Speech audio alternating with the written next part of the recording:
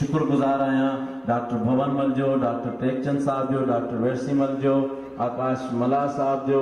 ऐं रमेश गुप्ता साहब जो, हसीन खासकेली साहब जो ऐं असांजे एंडर साईं हाफ़िज़ अहमदुल्ला साहब ऐं हाफ़िज़ ज़हूर एंडर साहब ऐं हाफ़िज़ मुकीम लंजार ऐं सॼी संगत हिते वेठा जेके बुज़ुर्ग आहिनि कंहिंजा नाला वठजनि, सॼी सिंध मां आयल दोस्त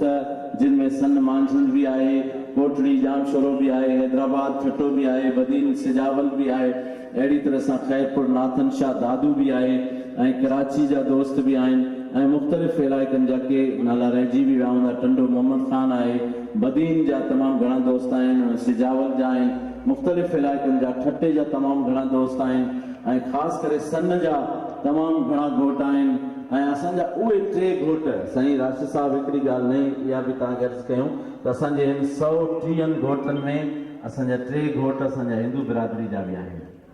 उन्हनि जो निकाह त महाराज या उन्हनि जो जेको हूंदो मज़हबी अॻवान उहो ई कंदो, असां हिते दुआनि में उन्हनि खे शामिलु कयो आहे ऐं असां इहा कोशिशि कई आहे त इन तरीक़े सां हिते असांखे कोन पिया मिली सघनि, ही सन सां तालुक़ु रखनि था। राजेश होथी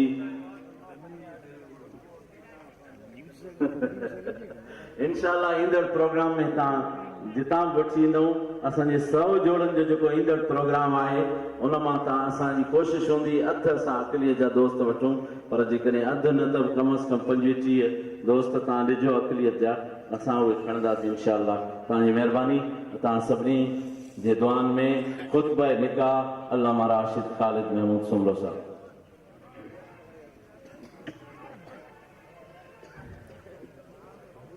ही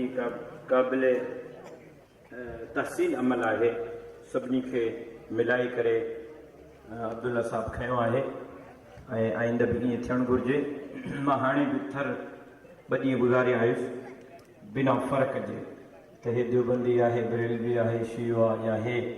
अक़लियत सां तालुक़ थो रखे, बिना फ़र्क़ जे मां सभिनी जे घरनि ते बि वियुसि ऐं जेतिरो राशन जेतिरी इमदाद देवबंदियुनि खे ॾिनमि, ओतिरी बरेलवियुनि खे, ओतिरी शीयनि खे, ओतिरी हिंदुनि जे घर में पहुचाईंदुमि। इहो मोहब्बत जो जेको रिश्तो आहे बहरहाल हिनखे वधाइण जी ज़रूरत आहे।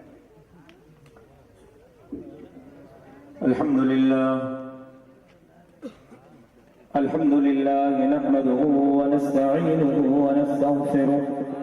व नु'मिनु बिही व नतवक्कलु अलैहि ونعوذ بالله من شرور أنفسنا ومن سيئات أعمالنا